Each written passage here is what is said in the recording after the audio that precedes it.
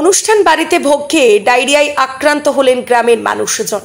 ঘটনাটি ঘটেছে পুরসুরার শ্যামপুর গ্রাম পঞ্চায়েতের নেওটা গ্রামে।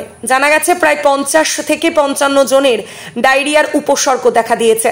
তাদের মধ্যে প্রায় 10 জনকে পুরসুরা গ্রামীণ হাসপাতালে ভর্তি করা হয়েছে।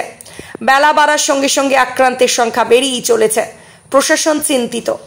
বিজ্ঞাপন ও লাইভ এবং যে কোনো রকমের খবরাখবর জানাতে যোগাযোগ করুন নিউজ অগ্নি দপ্তরে 9903070007। ব্যুরো রিপোর্ট, নিউজ অগ্নি। নামে নয়, কাজে সাংবাদিকতা।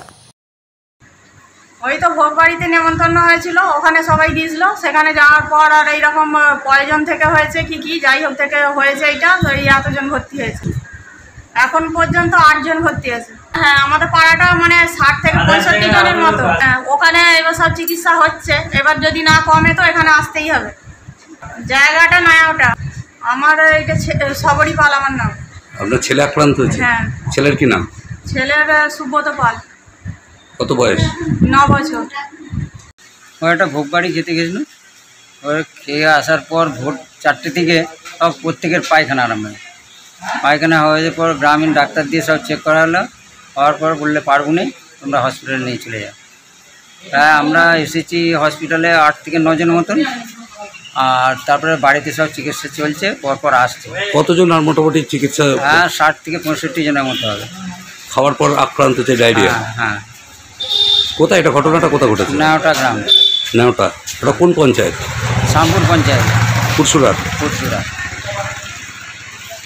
এখন চিকিৎসা চলছে? হ্যাঁ, চিকিৎসা চলছে শ্রীরামপুর হসপিটালে।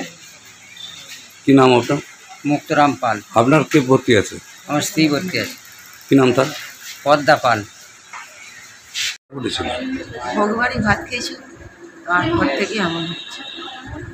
ভোগবাড়ি খাওয়ার পর হ্যাঁ, ডায়রিয়া হচ্ছে। কতজন লোক আপনার হচ্ছে ডায়রিয়ার জন্য ভর্তি আছেন হসপিটালে? আমাদের এখন হচ্ছে 7 জন। 7 জন। আমাদের কাছে খবর আছে বহু লোকেরই ডায়রিয়া রেখে ধরা পড়েছে। 55 জন হয়েছে। 55 জন ডায়রিয়া ধরা পড়েছে। এটা কোথায়, ঘটনাটা কোথায়? নেওটা গ্রাম। নেওটায়। ওটা হচ্ছে আপনার হলদিগুড়ি। নেওটা গ্রামটা। কি নাম আপনার? রেখা ঘুরি। রেখা ঘুরি। এখন কোথায় আছেন? হসপিটালে? হ্যাঁ।